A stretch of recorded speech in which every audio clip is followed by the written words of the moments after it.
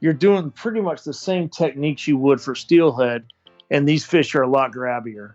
Like when you're swinging for rainbows, if you're not getting grabs, at least once in a while, I mean, this river spoils the crap out of you. If you came from a steelhead and just steelhead, you think it's great because, you're getting a shot a couple a day at big fish. But if you fish the Naknek during the season, you're like, what the hell's going on? I've got 2 fish. What's going on? That was Dry Fly John making the comparison between steelhead and big Alaskan rainbow fishing. Heading back up north to Alaska with Captain John today on the Wet Fly Swing Fly Fishing Show. Welcome to the Wet Fly Swing Fly Fishing Show, where you discover tips, tricks, and tools from the leading names in fly fishing today. Hey, how's it going today? Thank you for stopping by the Fly Fishing Show. Please take a quick second and share this episode if you think you know somebody who would love to learn about Alaska, fishing rainbows, and big giant rainbows. Just click that share button and share it out before we get started today. This one is going to be good. John McCloskey is back on the show to share some more tips on swinging flies with a focus on trout. John takes us back up to the Naknek for giant rainbows and some tips on fishing and planning your next trip up north. Before we get started, let's take a quick break for a word from our sponsors. In today's world of mass-produced products, Stonefly Nets has reclaimed the tradition of handcrafted care with their custom wood landing nets. Please head over to wetflyswing.com/stonefly to get your custom net today. That's wetflyswing.com/stonefly to get started right now. I've been hearing from many in the community that a big trip is on the horizon, so you're going to get a little taste of what you can expect from Alaska right now. Without further ado, here is Captain John McCloskey. How's it going, John? Oh, man, just hanging out. Happy to be here. How was the season up there in Alaska? It was long, coming off that, was it 2020 COVID? A lot of people wanted to go fishing, so we stayed. I think this was the record year for our busiest season. No kidding. Yeah, it was nuts. Wow. So you pretty much were, fishing every day for how many months were you up there? Well, I got there in May and got home a couple weeks ago, so you're usually there, from like May to almost November. So starts June 8th. That's the opener. Gotcha. So you were on the show back in episode 89, which was over 2 years ago now. It's been a while, right? It's amazing. What's happened? Obviously, COVID. What else has changed between now and back when we first had our conversation? Anything with the fishing up in Alaska, any of that stuff? Like regulation wise, nothing's. It's all about the same. What about just in general? Are you still hitting Georgia half the time? Is that all kind of pretty standard what you got going there? Yeah, we still. So I'll get back here around November or so, and then late October, and then I do the Georgia thing here, and I was doing for a couple of years in Arkansas on the white, but I don't know if I'm going to do that this year. I took a job with another lodge, so I may be hanging around here all season. Oh, really? You took a job in Alaska or in another place? It's in North Georgia. It's the same place that I did that TV show at. It's just a real remote, super private lodge. It's pretty cool, though. Just something different. And is this a secret lodge that we can't disclose the name? Yeah, it wouldn't make any difference. Yeah, it's all absolute secret lodge. It's funny. Yeah. Yeah. Our top secret. Nice. And so you're fishing, you're fishing up there. You could fish throughout pretty much all year, just swinging. Are you swinging all year up there? There's really, it's such a small, it's just a private water. It's so small. They'll take a swung fly, but it's family, a nice family, and it's kind of a nice break for me for a while. So I don't know if the Arkansas thing or not, but it definitely keeps me busier because we do hunting and fishing up there too. So. Oh, nice. Yeah. Nice. What are you hunting for? Like bird hunting? Mostly whitetail and some deer, Yep. That's perfect. Awesome. I've been doing a little bit of a survey here, trying to get a better feel for some of our current listeners. And about half the people listening, it looks like, are hunters, right? Which is kind of, you'd expect that, bird hunting, deer hunting. What do you find? Are you a hunter? Are you a big hunter? What's your background there? It's food I feed my family with it. But yeah, I mean, if I'm guiding the whitetail hunts, sure, it's an enjoyable thing. It's just, it's kind of different in the mountains. You don't get, 180 class too much. So the whitetails are a bit smaller. So, okay. So perfect. Well, let's take back. Back in '89, we talked a little bit about Alaska. We dug into it. I want to hear, maybe we tell a few more stories here today. You mentioned kind of as we were getting started, the 36-inch trout that you guys caught. Talk about that fish. What was the deal there? Is that the largest one you've seen? That is now that's the largest that I've netted. I don't know. I'd say we've probably hooked a couple that were around there or bigger, but that was definitely the largest that I've netted up there. Yeah, that thing was nuts, man. Took a big like a giant swung leech. We ran down, dude. We ran 500 yards to net that thing down the river. It was pretty awesome. That was a good fight. And are you swinging up there? Are you still using all what's your like OPST and all that stuff? Yeah, mostly. Yeah, most of my clients, I've been steering them towards the OPST rods, and because it's a complete system, so it makes it easy to tell them, yeah, get this grain, this rod, this reel, boom, done. It's beautiful. Yep, that's it. Okay. And are you up there? Is this the same? Anything much changed there since we talked a couple years ago? Are you pretty much, if people listen to that episode 89, would they pretty much have a feel, or have you guys changed up a little bit? No, it's not really changed up. I mean, you can't really, I swung a lot more this year than I usually do.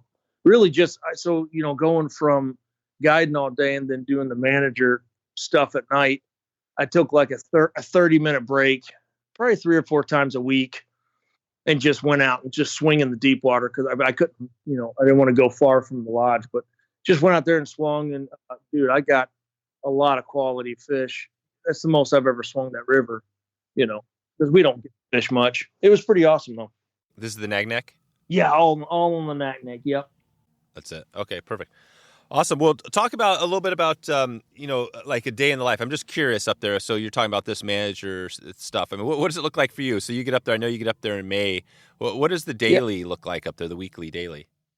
Yeah, well, I guess before, so we set up the camp and because we have two. We have the camp and the lodge. And so we got to set up all that stuff prior to anybody getting there, obviously. So the guides, we'll fly the guides in and the help in whenever, to get set up. And then we're really just setting up for that June 7th when everybody starts to fly in and get ready for that June 8th opener, which is really fun. The opener is, you still have a shot at a couple big fish, but you got just a lot of fish in the system, and they're super happy to take a swung fly, a strip fly. It's a fun time, and it's not real crowded. So, you can swing, a little lighter setups. You don't have to come out there with an 8-weight. You can come out there with a 6-weight and be pretty all right most of the time. Even the larger fish are coming off reds and stuff, so they're not quite as energetic as they would be, in September. Oh, gotcha. Perfect. Yeah. So, and I'm curious. So you get going up there and talk about that a little bit. Take us to the lodge or whatever. You're at Naknek. What lodge? This is all Katmai, right? This is I switched back. I went back to Naknek River. Oh, gotcha. Yeah, I did that. This was my second season doing like the head guide manager thing up there, but we're still involved in both the camp and the lodge. But yeah, so I'm usually in charge of the day-to-day at Naknek now. Oh, okay, at the camp. Yeah, we wake up at 5:30 or 6. Just depends on what the day's activities is. And then when we go in, because we live in a house like in between the two. And so we'll drive in, do our things in the morning, set up, and then the girls are cooking. And then, the clients start coming in an hour before we go out fishing. And then we just hang out with them while they enjoy their breakfast. And then we all meet at the dock and, head out and hopefully go catch some fish, see some bears, the fun stuff Alaska offer. We had a lot of bears this year. Any close encounters? Oh, sure. That happens a lot. Yeah. Lots and lots of close encounters. Not just in camp, that's, traveling, how we fly out all over the place. And, You see bears at Brooks. You see lots of bears there, and a place called Margot, which is just past there. Concentration of bears are incredible, all in Katmai. And there's so many of them. Yep. So nobody died this year though. No one got eaten. So that's good. We're seeing a lot of wolves too, which is an interesting thing. We're seeing more and more wolves. Oh wow. Yeah. So that's Yeah. So this is, and remind us again, where is Naknek? What part of Alaska is this? So it's like Alaska West. So it's kind of like the best place to tell you. It's part of the Bristol Bay system, and it's on the west side. So it's like it goes Naknek Lake and the Naknek River, and then Kvichak Bay, which is part of the Bristol Bay system. Okay. And that's the side we're on. So we're pretty local when we talk about flying out.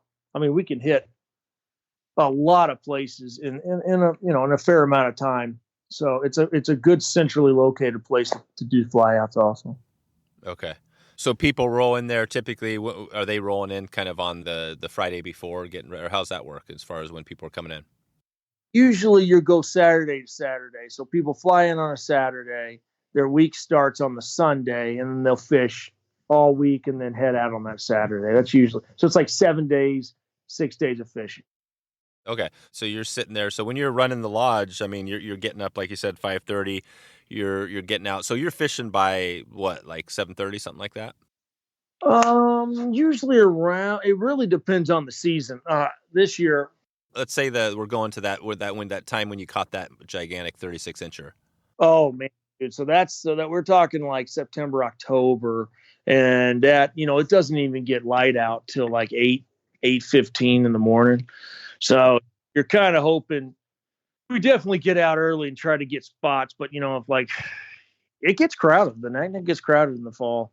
And I don't think that's going to get any better. I mean, dude, it's so popular for those giant rainbows. It's hard to explain to, you get one. They're amazing. How, and by crowded, I mean, what does that look like? I mean, are these crowded by just all the lodges? Yeah, they're just, well, you got lodges, you got locals. I mean, you got a lot of people on the river buying for so many gravel bars and stuff like that, and this year we suffered a little bit from water temps. It got super low. It was a really cold winter this last winter. So, I mean, when I got there in May, I had missed the ice. Somebody told me I missed about like 3 days. So, I mean, it was cold and it stayed pretty cool through the season. And then by like mid-September, that water temp had dropped. I think in the low 40s. I think it made it even down to the high 30s. Wow. You could definitely tell the difference between years prior when the water was substantially warmer than it was this year. Right. Just fish weren't quite as active. They're just not as active. I mean, when you could tell when the water's really low temp when you'd hook the fish and it was like, you thought, oh, this isn't much to it. And then it, you reel it in and all of a sudden it's a giant fish that rips out. I mean, they're just super, just really lethargic a lot of the times. Gotcha. Okay. So, and was that 36-incher lethargic for the most part? Well, that was 2 years ago. That was with a group, Greg and Haston, and Greg swung that up and it was like a little over 36. I'm right when I netted, I said, dude, this is the biggest fish I've ever netted. And they knew it. They've caught a lot of big fish. And then again this year, Greg swung up a friggin' 34 and some change. That could have been heavier than that 36. It was huge. Wow. I mean, they're so big, man. So big. The opportunity's there, man. You just gotta. It gets down to that. Am my fly too big or too small? Should I extend my tippet? Should I be fishing T20 instead of T18? Should I be fishing 14? Where are they at in the column? Why aren't There's a lot of thought as I'm sure in every steel, but it can get aggravating when you do everything you think right and you're not getting the feedback that you want. It will test you for sure. How close do you think these fish are, what you're doing to just, I'm not sure how much, if you've done any swinging for steelhead, but do you think it's pretty much the same thing or is it quite a bit different up there?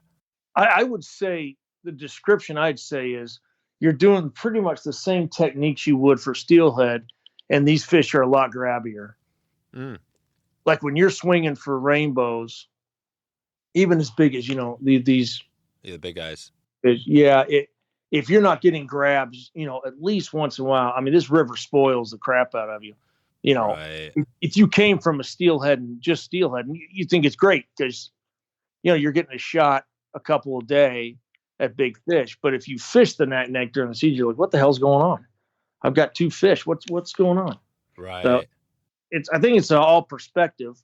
But I definitely have seen years where, I mean, dude, you'll get so many grabs. It's nuts. It's nuts. And then those people come back expecting that. Like this year's a good example. So really, it was a challenging year, for numbers. But people that had come back years before, like, man, I can't believe it. What are we doing wrong? I'm like, nothing. I mean, just stay the course, baby. Keep going. What do you think was going on? Why was that just a water temperature thing, or is there changes? Yeah, I think it played a big role. Yeah, because when you're doing your spotting, when you're driving around the end of the day or whatever, just kind of deciding what to do the next day. I mean, you drive over a gravel bar, and sometimes you wouldn't see much, but other times you'd see, 20 giant fish, and you're like, well, I know they're here. So it was a challenge, man. There's some times where I tied like a giant, like an 8 or 9 inch, leech, just to see if something different would, Oh, right. open up the secrets. And sometimes it worked, sometimes it didn't work. I experimented on, different sink rates, or, I mean, just 2 different clients doing totally different. Mm-hmm. And then, one would have, and then there'd be days where I'd put a T20 on somebody's, and then I turn around, I give somebody like something stupid, like a T11 or T14, and both of them are getting grabs. I'm like, I don't know what to do. So it's like anywhere. I think, it's good to mix it up. Well, it's humbling, and that's good to be humbled, I guess, from now on. When you think you got to figure it out, you probably don't. No, it goes back to that setting expectations, right? Even in Alaska, even though there's like a bazillion fish, you still have to talk to your clients and say, okay, here's what you can expect today. Are you doing that with them each day? That's a great point. Yeah, people do come up. I mean, the things, when I go around table to table and ask them what their goals are, it's always the same, same thing. Oh, we want a 30-incher. And I just laugh. I'm like, yeah, me too, bud. But it seems like it definitely is. The expectations are higher for newbies coming to Alaska. They've been told by everybody that they'll catch 100 fish. Like I guess the spring, like, 1st of June, you could catch 50 fish in a day. I mean, it's happened, but it's not like it is in September, October, where you may only get 3 or 4 fish, but they're gigantoids. It's just a different thing. So when is the time to go down? So if you want a numbers game, when's the best time to go? I'd say if you're just wanting to just absolutely crush fish, there's a couple times. Opener, I would say June. Yep, June 8th, all the way through to the end of June is a lot of fun for numbers. Most years, there are definitely some years that, like this year, the water was so cold, I don't think they moved in till like we caught fish, but not like it usually is. And then by July, we were catching a lot more fish. So I think that temp really made a difference with that runoff and stuff. But on the average, I'd say that first 3 weeks of June, man, is so much fun.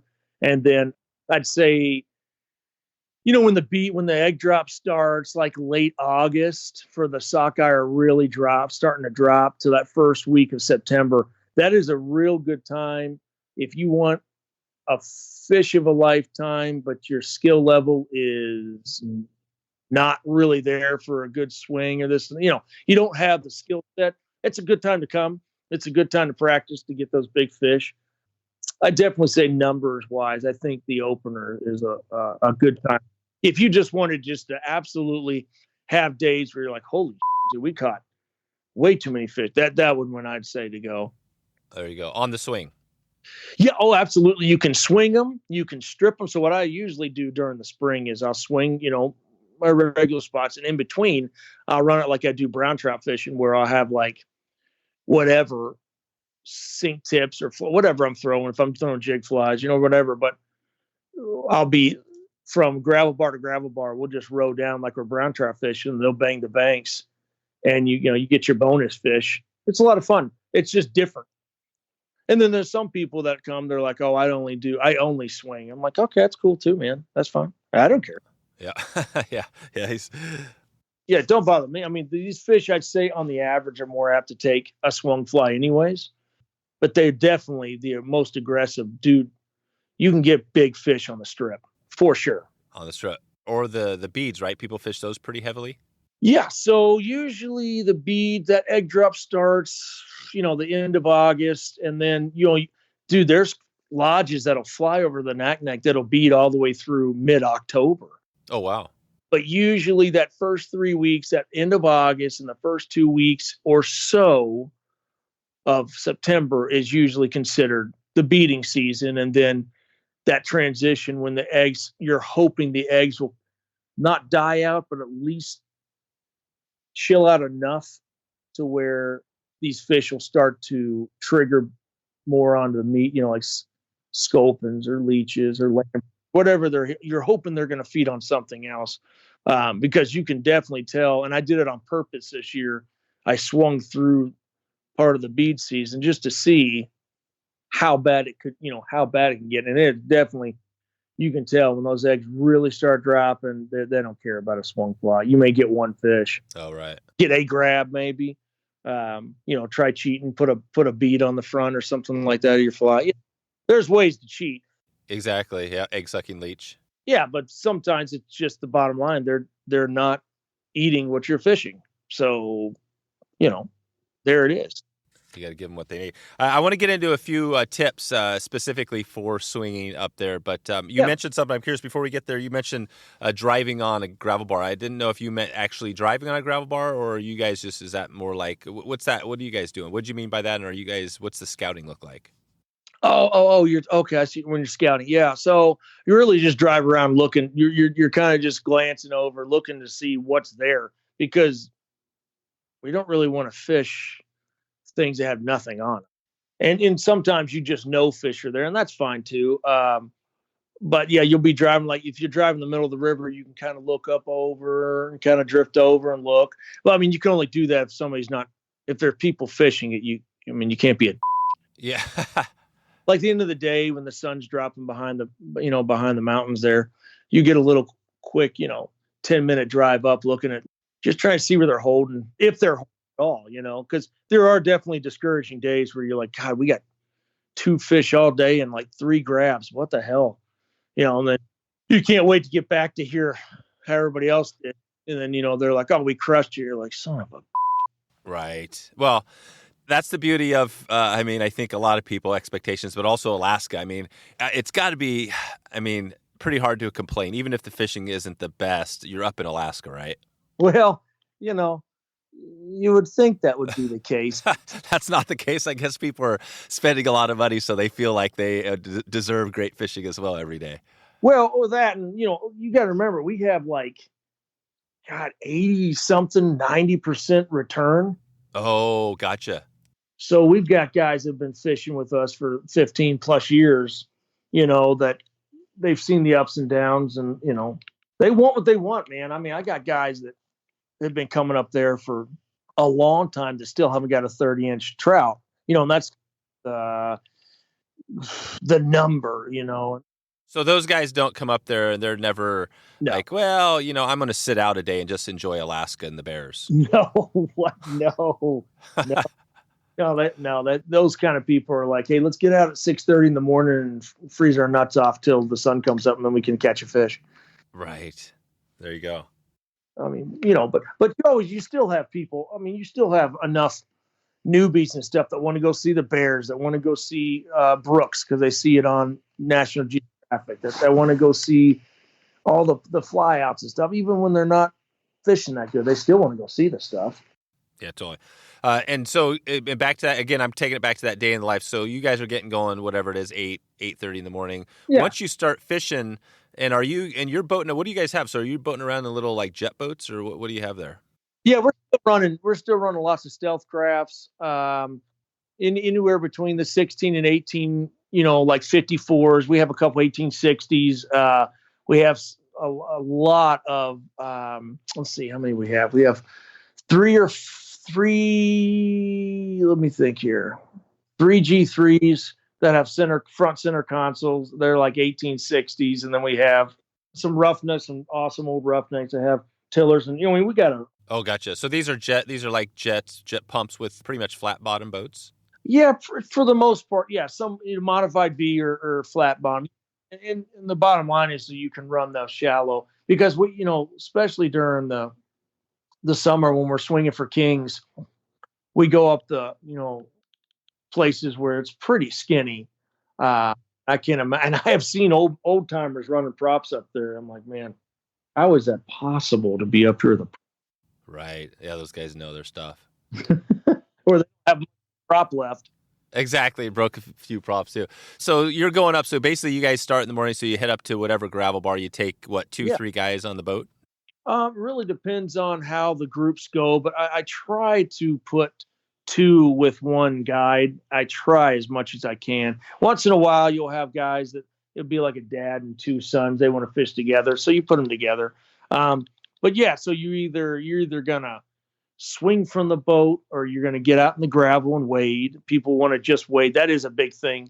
People come to Alaska to feel the water, and they cracks me up because they come out with waders that they could possibly buy. And they're like, hey, my waders are leaking. I'm like, well, yeah, man, those things are older than I am. Yeah. That seems kind of interesting to me because you think of, whatever the trip costs, right? $5,000-$10,000, whatever it is to go up there. I mean, a lot of money. And then waders, gosh, you'd think that would be a nice investment you'd make sure to have there, right? Before heading up. If you're spending that kind of money, you could probably afford a pair of waders, but that's not what you see all the time. No, it's not what you see damn near ever. No kidding. So you don't see, everybody's not wearing Sims up there. Well, you have your core that does that kind of stuff. They a lot of people just buy whatever we use. But a lot of the new guys, and honestly, dude, even some of our returns still wear the gross. I mean, you can think of it, just the nasty old rubber leaders. Oh, really? Oh yeah, dude. We got all kinds of people. We have a lot of our own. We have a lot of G3s and G4s that we lend out all the time, just because, because most people, or I'd say a lot of the people that come up, only fish a couple times a year. They don't. Oh, no kidding. It's just because you go to Alaska once a year for 20 years does not make you a proficient fisherman. No, gotcha. So what percentage of people are coming up there and they're only fishing a couple times a year, and Alaska is one of those places? I'd have to think long and hard. Tough to say. Good bit. I'd say during the sockeye season, you've got a lot of people that are just meat people. That's pretty much all they do. Meat fly fishermen? Isn't that amazing? Yeah, so they'll come up, get their sockeye, for the season, and go home. That's it for them. Maybe they'll do a little trout fishing at home, but dude, it's not. You don't get tons of avid fly fishermen that hardcore. No, you just don't get that. And I guess you look at it like if they're all hardcore, they wouldn't need us. So right. Oh, you mean they'd be just doing go up and do a DIY thing? Yeah, man. There's a lot of people that do the DIY thing, and I think it's pretty crazy to do because there's lots that can happen. Yeah, tell me about that, John. I'm interested because I'm one of those. I think maybe one of those crazy people, and we're planning a trip to kind of do that DIY. I've got a buddy, having his big 50 birthday party coming up soon, and we're like, okay, what can we do that would be awesome? And we're like, let's do a 2-week trip in the middle of Alaska. Like, just grab some stuff. What's the craziest thing that could happen there? What's the concern there? Scare me a little bit. I think there's some, once in a while, you got people that die and doing the raft trips that they just won't come home. It doesn't happen a lot. And it's, I would definitely, if I was going to do a DIY, I'd make sure I have some of the guys going at least that know how to oar, that are pretty good on sticks. And definitely be armed. Anybody that goes out without a firearm does not make sense to me. Oh, no kidding. So you need to there's literally times where just making noise isn't going to be good enough? I mean, I can only speak for my personal things that have happened, but you can make all the noise you want. You know, if something in the wild wants to come mess with you, they're going to mess with you. Have you guys ever had to like shoot an animal? There's been times in the past. It's horrible, man, because it's not a sporting event. It's kind of sad.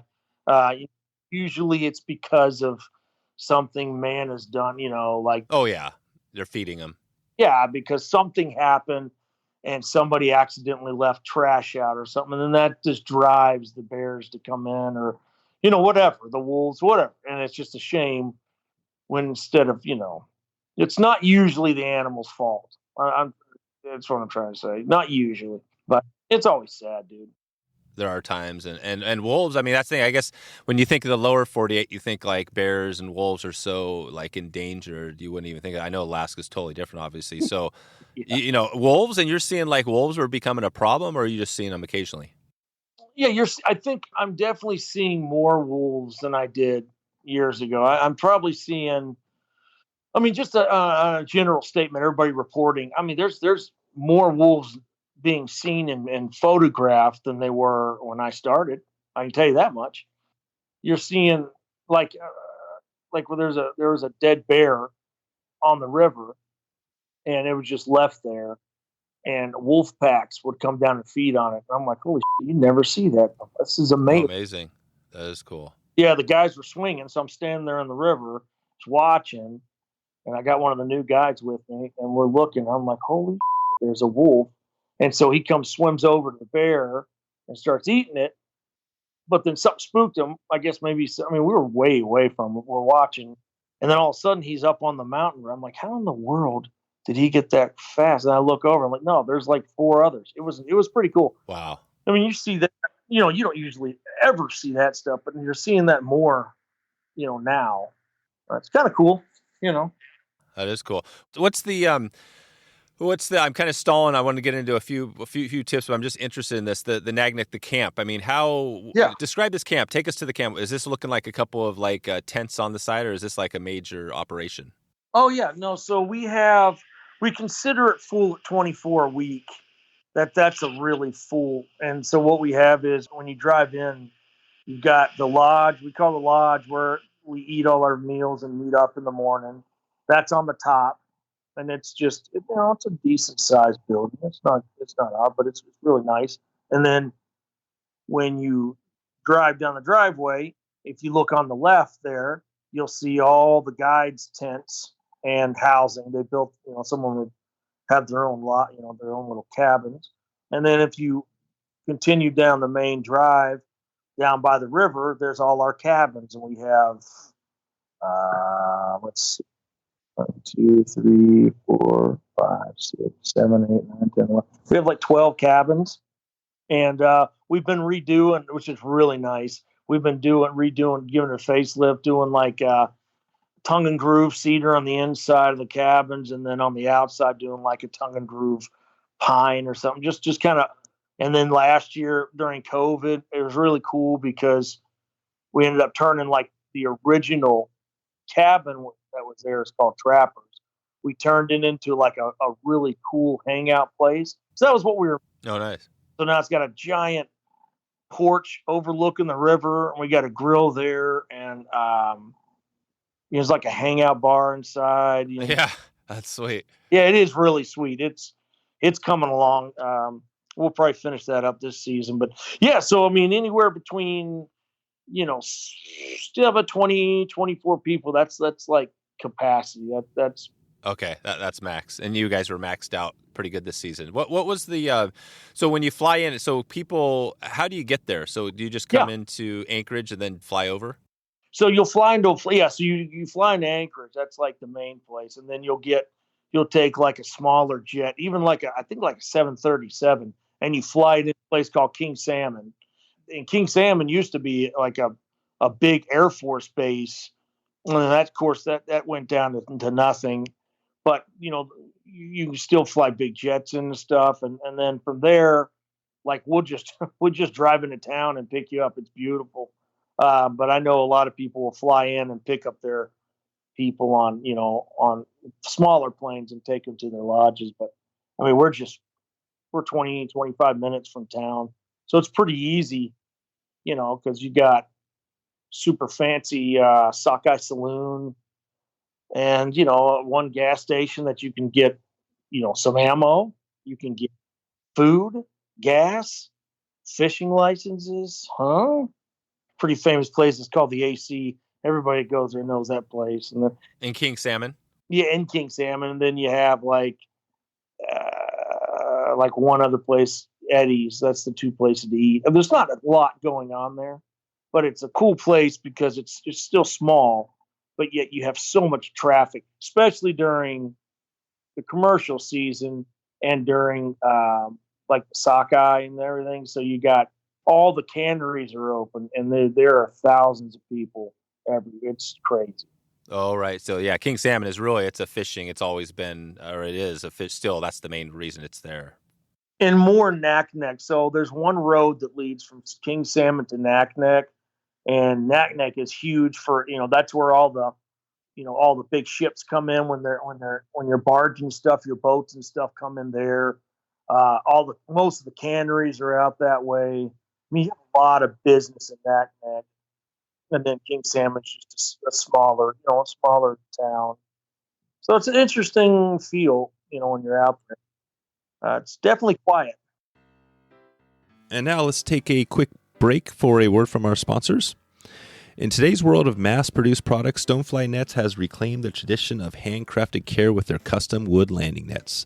Stonefly starts the design process by selecting wood for the handle based on a number of key factors, including grain pattern and depth, but they don't stop there. This piece of art is accentuated by strips of hardwood that complement and accentuate the handcrafted handle. To be honest, I have never been a huge net guy, mainly because I didn't feel like my old collapsible net was easiest to use and was not easy on the eye, if you know what I mean. The Stonefly net not only looks beautiful, but has high-quality netting that is easy on the fish and will last for years to come. Stonefly's goal is to create a unique custom classic wood net that's second to none and can be customized for a little extra touch.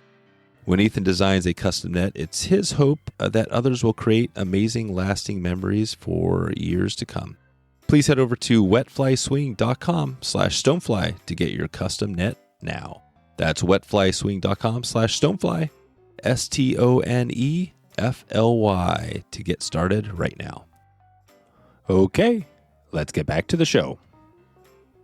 Well, let's jump into a few. I've just been thinking, again, I know it sounds like sometimes it's easy, but let's take, that person again. Maybe it's September or whatever. They're swinging, trying to get into some of these trout. So we're on the river. We boat up. We find a good gravel bar.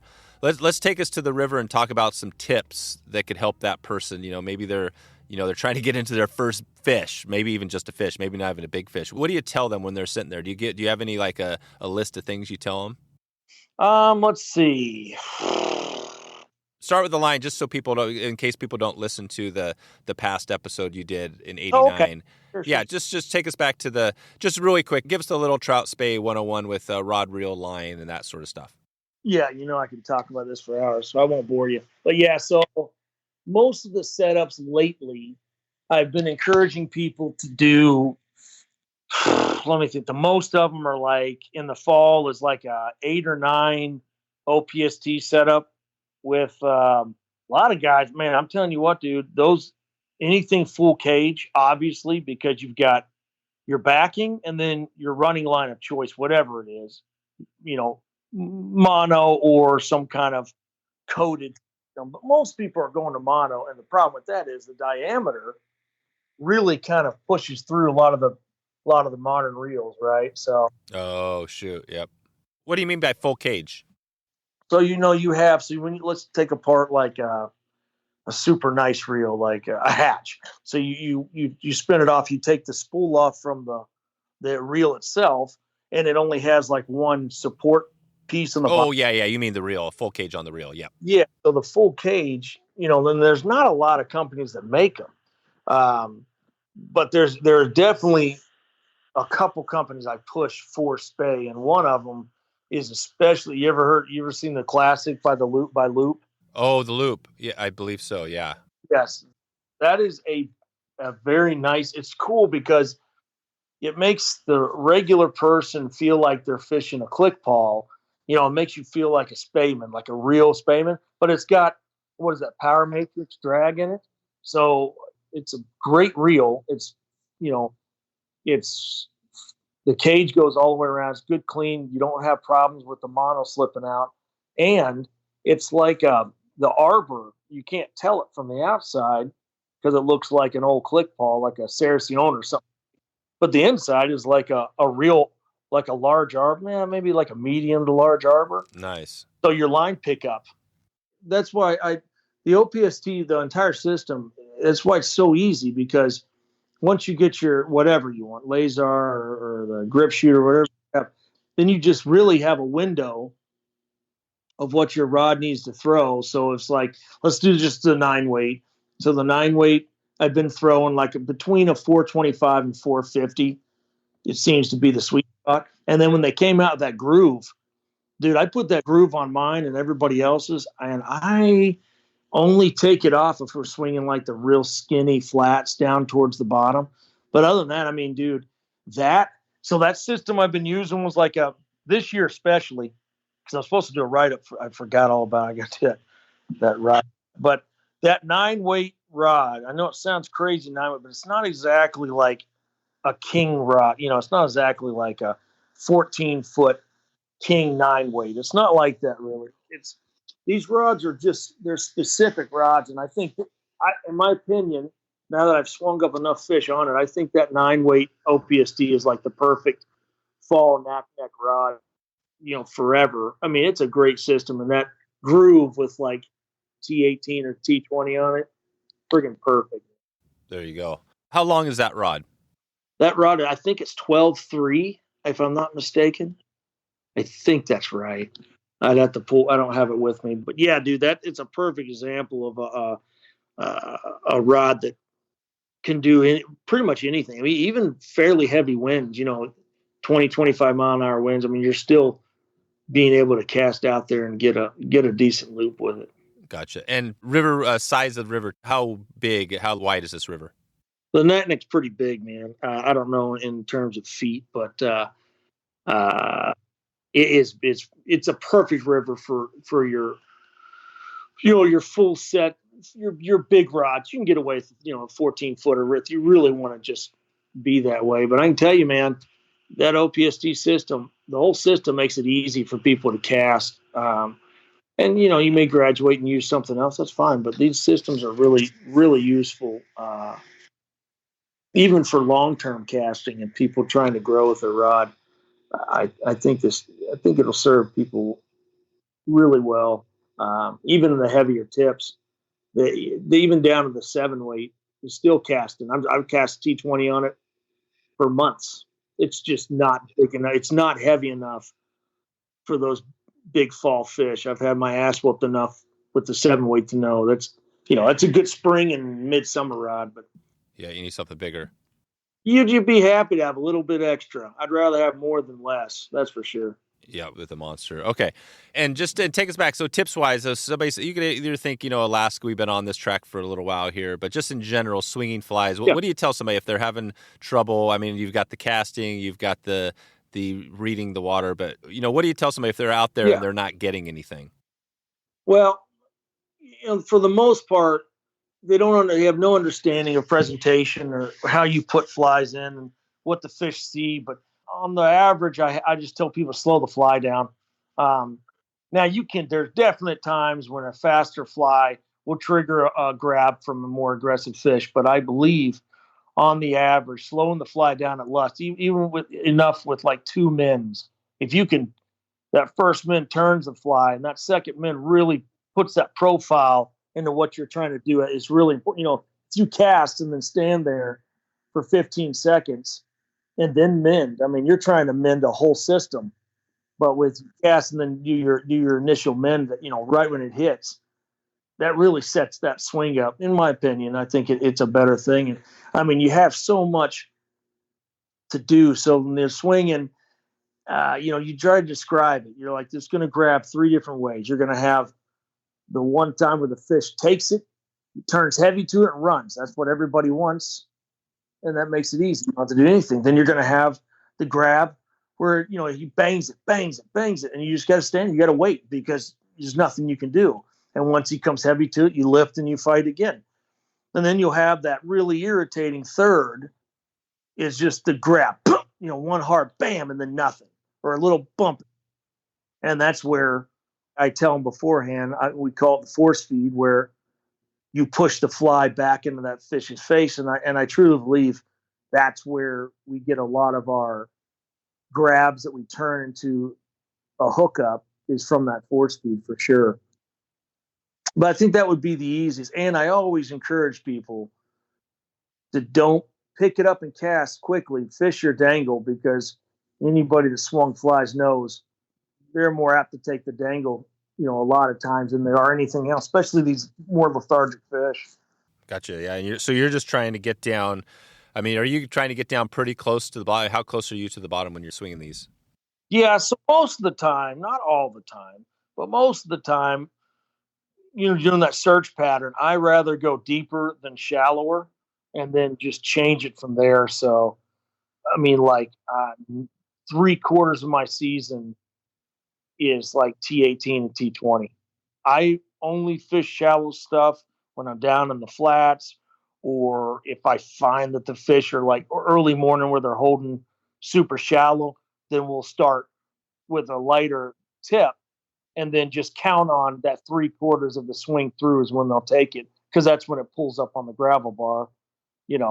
There's definitely where in the mid morning, even before the sun hits the water, they're still holding that super skinny stuff. You can definitely, capitalize on swinging skinny.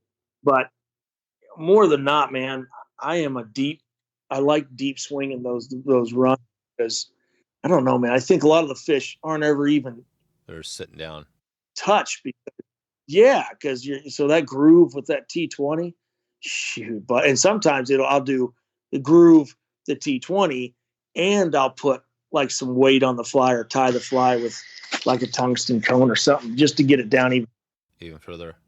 Yeah, Jonathan Farmer does, like his graboid and stuff, when he'll do them with tungsten beads, boy, those things get down quickly. Right. So you guys are basically, you're getting down. You want to get down quick and get down fast to those fish. Yeah, and obviously, dude, scenarios change, and different places call for different tips, but definitely I'd say more than not, I'm fishing deep. Okay, and when you're getting down, you mentioned the force feed. Describe that again. So this is after a fish takes, or is this before a fish takes?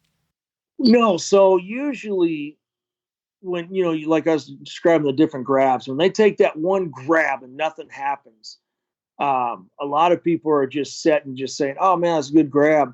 But what we found out is if they grab it like that and nothing happens, if you kind of either pull line off your reel, or if you're fishing a loop, if you drop the loop, anything to drive that fly just a little bit further down. And there'll be times when it's just me swinging or trying to show them and I'll get a grab. Dude, I'll walk down 15 feet, just pushing that fly down the river. And a lot of times that's what triggers a strike that you never would have gotten that fish had you not pushed that fly down the river. Wow. So and you think this is the same fish that hit it? Oh yeah. I truly believe most of the time it's the same fish. Yeah.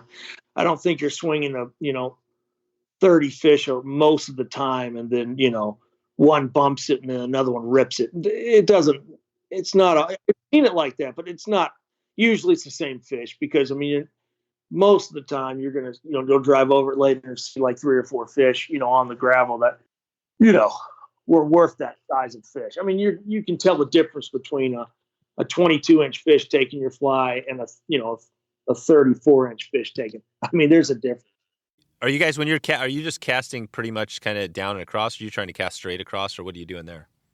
Yeah, so it really depends. Like, when I'm really trying to get it down, I may, like, there's a couple spots where we're swinging, especially when I was doing that. I told you that 30 minutes of Zen between the two jobs, I'd swing. I'm swinging 15 foot down, so I'll even cast it above me. Oh, wow. And mend it 4 or 5 times and let it get down to where, you see nothing but like you're into your Skagit, and then I'll, kind of move it in and then swing it because that's the only way to get, that's a deep swing. But for the most part, yeah, you're quartered down most of the runs or at a 90. It really just depends on if I don't think I can get down deep enough, I'll have them cast directly across the river and then mend it Right. and then drive the fly.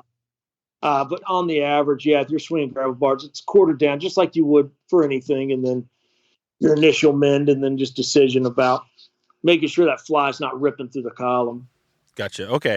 So, and you're fishing, obviously there's different water levels and depths and things, but if you're talking again, you got this person here, they're mending a couple times, they know about the force feed, they're dangling. Yeah. Anything else you tell them if they still haven't caught a fish? Any other advice? Yeah. I would assume if they're doing all of that right and they're not hooking up, I would have to say they're trying to set hooks every time the fish grabs. And that's like something that's pretty inherent in, regular fishermen. They want to set hooks when they feel a bump. So I would say I call it the fat man sport because swinging, it's almost like the less you do, the more effective you'll be. Yep.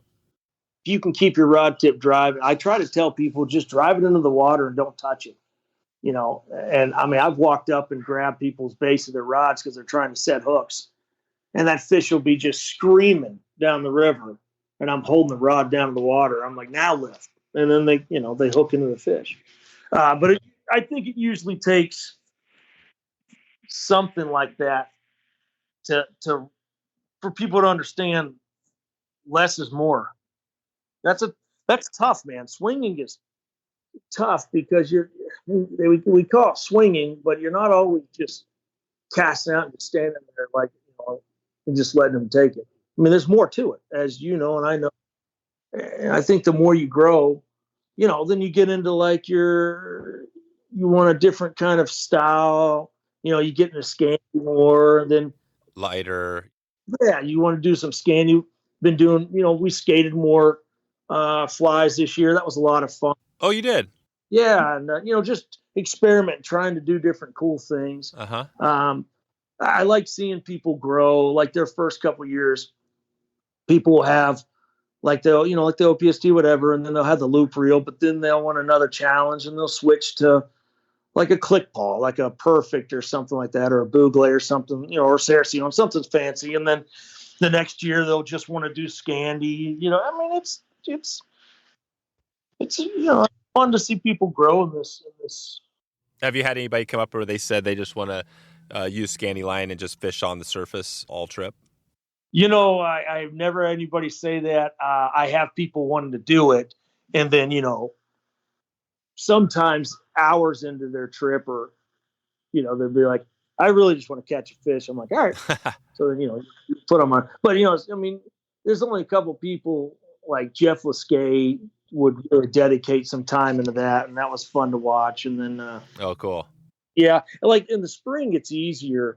It's kind of cheating, but like when they're smolting still and stuff, the rainbows, you can skate a white fly through there and they'll eat the crap out of it. So, I mean, you can, in all the places we fly out to, you can mouse, all day long. But it's something to be said for skating a fly in the fall and getting a giant rainbow. I mean, it's pretty cool. On those fly outs, so you have the Naknek there at camp, the river camp. Why fly out to these other places? What is it? Just more different species? Yeah, so we have places you can target, and it depends on time of year, but you can target, sea run dollies that have come in. You can get Arctic char. I mean, you can get other types of rainbows, like get some leopards and stuff like that. You can get there'll be like you'll go north and you'll be targeting. This will be the idea of the Alaska adventure, because you could, on a good day, you could catch 50 rainbows, right? Huh. And then if you headed south, you may want to be targeting Arctic char or grayling. You want a really big grayling, you'd fly to like the Ugashik, That'd be cool. Yeah, it is cool to have lots of these different places. A lot of people go out on the American to do that rafting trip you're talking about, and they'll raft for 5 days. The Lagnac, a lot of people will hit from like non-Vionic and raft all the way to the mouth. I mean, there's a lot of places you can go to target. It's just the fact of the matter is it's going to be hard to beat the Naknek, period. And that's, people hate to hear it, but that's the way it is. So you don't necessarily have to go, and we haven't even talked about the Katmai stuff, but I mean, you could just stay at that camp all week and be totally stoked. Yeah, man, and it's kind of one and the same. Katmai, you're talking about KTL down the street from Yep. our other lodge. Yeah, it's pretty much one and the same. I mean, we're all okay. We're all the same big group. I have my guides and James has his, but it's owned by Jim. It's all it's all the same entity, I guess you really describe it. But yeah, it's like, so we're on the top of the trout water, and KTL's at the very bottom of the trout water, and there's nothing in between us. So it's a really cool. It's a genius place to be. You got it. Yeah, it's a place. Nice. All right, John. Well, let's take it out here. The folks, the 220 Who is still a popular segment that I love to do, and it just helps us dig in a little bit more to some of these tips that we've been talking about. So, tips, flies, and resources. So, what else could we throw out there? If we want to add 2 more tips, for somebody that's, trying to get into that big 36-inch fish or whatever, what else do you tell them if they're still kind of struggling out there? It's like day 2, they haven't really had much success yet. Man, I'd have to. Or is it pretty there's not a heck of a lot to it. You just keep fishing. Well, I mean, there's a lot of factors that lay into somebody not completing their task of catching a big fish. I mean, dude, you got people that refuse to let them run. You got people that refuse not to set a hook. I mean, there'd be people that during swing season still want to bead. Man, I got some of my guys love that because you can still catch lots of fish. And that's always a good thing to have. If somebody just doesn't have the patience to swing, it's still good to have a bead rod and let them bead. I mean, who cares? What does setting the hook look like? How do you do that? With a bead rod or a swing? Oh, with a swing. Oh, I encourage, and this is how I just believe, I encourage most of my people to not set a hook. I'd rather them just, like, if the fish has come heavy, they just lift with the current and start running down river. That's what I have most of my people do. The amount of human error possible. So, I mean, I'll have them swing straight from the first eye to the reel, no loop. I'll have their drag set really loose.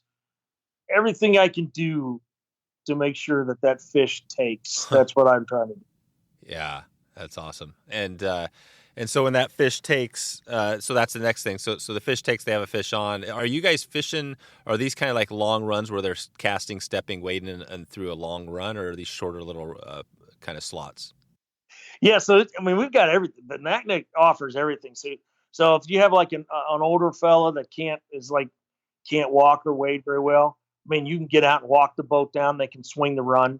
If people are like, no way, dude, I'm a steelheader from BC. Yeah. I only wade. So then you take gravel, and it's funny because they'll run out of real estate and they're running down, and you have to throw them in the boat and finish chasing the fish sometimes.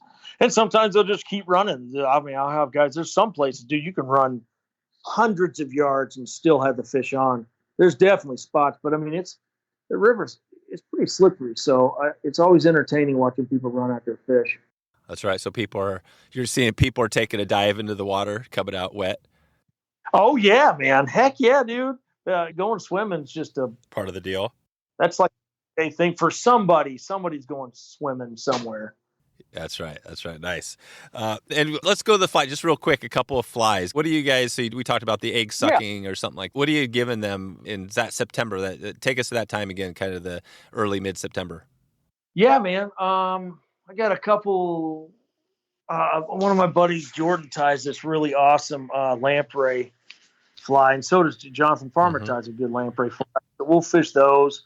I'll kind of transition from or not even really transition. I just switch back and forth from I'll go like a small leech, and then of course your sculpins and your basic stuff that you always swing.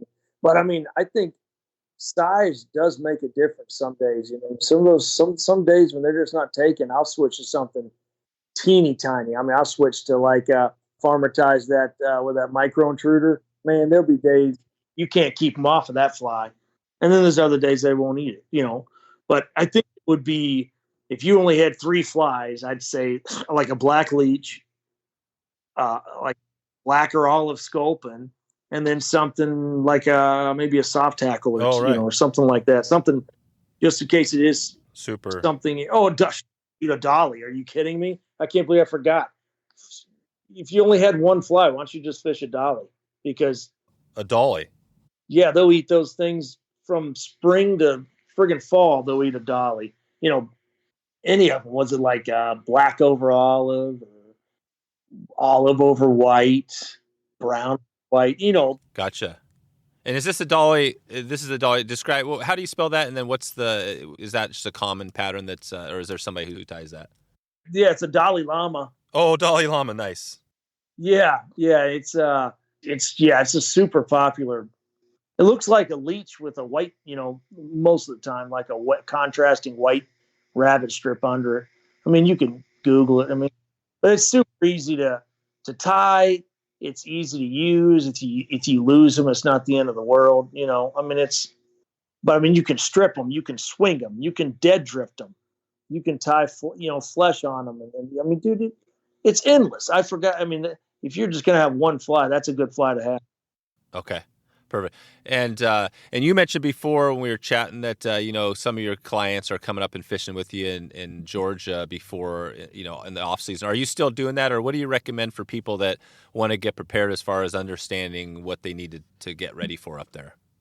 Yeah. I mean, you definitely, I think it is an important thing to at least get a little bit of training on, bigger fish. Because, so many times people just want to grab the reel when they're running. That can be trained out of somebody, but that is definitely a big deal in losing fish. Big fish are just different. You know this. I mean, when they swim, a lot of these fish, you hook them, they swim right back at you, and that's how you lose them. People we have no idea how to get the gadget in quicker because, so you lose them, especially on barbless hooks, man. They're gone. Oh, are you guys all barbless up there? Not all, but we'll swing barbless for sure. Yeah. Oh, what do you tell the person if that fish is running straight at them? Well, I tell them to run back and strip as fast as they can. Nice. And that doesn't happen all the time, but it'll definitely happen a couple times a year, and it's a big fish when that happens. So. Awesome. What's the give us a best, worst, and the story? Like Alaska, you've been doing this. You're up there for like 5-6 months. What's the best thing? What do you really love about doing that? The rest of the world just, the lower 48, the rest of the world just goes by and you're in your zone. Yeah. You don't really know what's good, then you come back down to lower 48 and you're like, man, you've missed a crazy year. Oh, really? So you don't even keep up. You have no idea, like politics, all that stuff. You're fishing. Yeah. The owner of the company, Jim, he really likes to keep up on that stuff, but I don't. This is James Johnson? Jim Johnson, his daddy. Oh, his dad. Yeah, his dad. So James still, right, because I haven't had Jim on yet. We did have James on in an episode. Yeah, Jim's awesome. But he likes to do the politics stuff, and he tries to keep me up on it. I'm like, dude, I just don't care. No. It's just, dude, it's can't explain it to you. You wake up, you see mountains, you go fishing, you catch giant fish, you go home and have a good meal. It's a lot of fun. Yeah. But what's the worst thing about doing it up there? Well, I would say missing my wife and my kids, but my wife ended up coming up. She'll come up like once a year for like a month, but this year she came up for the whole season. It was awesome. Oh, wow. Yeah, she came up in June and stayed till, they just got back before me. It was awesome. Wow. With your kid? It was awesome. So I got my daughter Scout. She's 10 now, but she started going up there when she was like 4. It's her favorite place on earth, and I don't get it. It's crazy, but it was nice. Yeah. So this year I had them up there. That's amazing. Yeah, I think Jim also was like, dude, you got to get more time with your family. Why? I know. That's cool. What did they do while you were out guiding? Well, so my oldest boy is a captain. Micah, he's one of my captains. And then in the middle is Ethan. He just graduated high school. I don't know what he's going to do. And then my daughter, she's just in for the adventure, man. I bought her this little, what do they call that thing? It's like a little motorcycle, little. Oh, yeah. Not a moped, but. Oh, it's so much fun on that thing this year. But yeah, she just loves the attention, she gets from clients all year, and they just dote over her. She loves it. Oh yeah. So they're pretty much just hanging out, just enjoying, the whole experience as well. Well, my wife helps. She kind of gives the owner's wife some breaks and helps run the kitchen and keeps the cabins up and all that good stuff. Yeah, they work hard. They all work in the together. So There you go. So you guys are, so this is like a whole family. This is really cool to hear. So you got this going. Now that you have the family up there, I mean, are you thinking, it sounds like, obviously Georgia is still kind of the home area, but is this something where, are you guys always going to be coming back to Georgia? it's hard to say, man. That's a great question. I honestly, at this point, I have no idea. I've learned. I'm trying to learn to roll with some punches and try not to be so planny. So just go with it. I try. I'm not very good at going with it, but I'm trying. Where do you set? So if somebody's listening here and they want to really dig in more to this stuff, maybe they want to do a trip, or maybe they just want to learn. Maybe we didn't get into enough swinging tips. Where do you send them to learn about swinging? Is there website, videos, resources, blog, any of that stuff? What would you tell somebody? Well, they can always get a hold of me on Instagram, the Dry Fly John thing, or they can. There's some good, there are some good YouTube videos out there on different stuff, but there's a lot of crap out there too. I'd just find your local instructors and learn, what to delve into. Find your local shop. Yeah, that's the problem. Yeah, who's swinging? Or is it getting more popular up there in Georgia now? Or are there more people swinging? I would say my people are swinging, but on the average now, there's definitely some other people that think they can instruct in it, and it's terrible because it's, as well as I do, you can fake it and you make it a lot of things. Spay casting's not one of them. You just can't. It's, from learning the simple foundational truths to really delving in and understanding what makes each piece of the cast work. Those are two different things. You could be a great caster and not be able to at all emphasize or even explain to somebody how to do any of it. Just do better, Yeah. What is that? So somebody out there comes in and maybe they've been out there a few years, but they're still struggling with their cast. What do you tell them? Do you have a tip for them to help them with their spay? Oh yeah, man. That's pretty much everybody that picks up the spay rod. Usually they just watching videos and doing, roll casting. Yeah. The hardest part, I would say, for somebody that's already had a spay rod in their hand that didn't get the good instruction is breaking all those bad habits. Want to use that top hand, whatever they left hand, right hand, trying to use that top hand so much. That is it's amazing when you finally get somebody to understand a little bit and they use that bottom hand a little bit more and they're like, boy, that thing felt good. Well, yeah, because you did kind of right. Yeah. How do you is there a way to help them to not use the top hand? Dude, nowadays, I've learned to have that where that's one of the things I work on after, like angles. I'll work on the bottom hand. That'll be it's later on in the class, because if you do it at first, it screws everyone up. So I try to explain to people how on a single hand rod, you have angles. You don't just throw it back and forth, but it's the same with spay rods, and people don't talk about that. When you come up to make your D, you have a starting point, which looks like a back cast with your tip. And then as you go forward, your tip cuts that D and you stop just like you would a single hand rod. And that's what creates that, what are the dolphin nose, whatever you want to call it, that pretty loop. But if you kept going, if you came over and you swung your rod tip like you're nymphing, the loop's going to be all giant, just like because the energy's being displaced. It's not, and then, what really helps, what I find helps with the bottom hand, is when you tell them to focus like on the horizon. And when they go to release that front cast, they stop higher at that tip. That helps them to understand that bottom hand is really there. The bottom hand controls that tip. That top end's really just like a kind of like a fulcrum, or kind of, it's that bottom hand is really where the magic comes from. And if you stop high with that tip, where you think is stopping high, you're still going most of the time too forward. But you release that energy higher up instead of trying to throw at the water. You're throwing at an angle that's a little bit higher than parallel with the water. At least it carries that energy, and that's where you kind of start to feel that bottom hand what it's really supposed to do. Yeah, that's a great one. Nice, John. Well, I will let you get out of here. I definitely would love to chat with you more, but I've got to get ready for another call here. So this has been awesome today. What do you got going here the next, say, next year? I guess you're back home. What do you do? Just remind us again, the next 6 months, are you just kind of recovering? No, I don't recover. I still do all my spay classes, and then I'll be guiding for this lodge up there and possibly back to Arkansas, traveling, doing and just as much as I can, and hunting, of course, like always. Yeah, and hunting. Okay. And we'll send everybody over to it's Dry Fly John on Instagram. Yeah, man. Yeah, I'll be happy to answer any questions.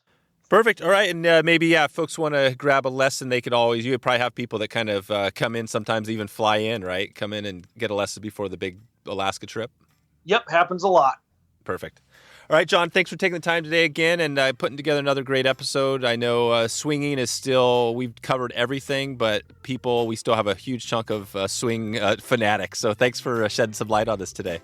Oh, man, thank you guys for your time. All right. See you, John. Thanks, Dave. I appreciate it, man. Have a great day. So there you go. If you want to find all the show notes, all links, and everything else we covered today, head over to wetflyswing.com/271, 271 for all the show notes, links, and good vibes over there. Check it out.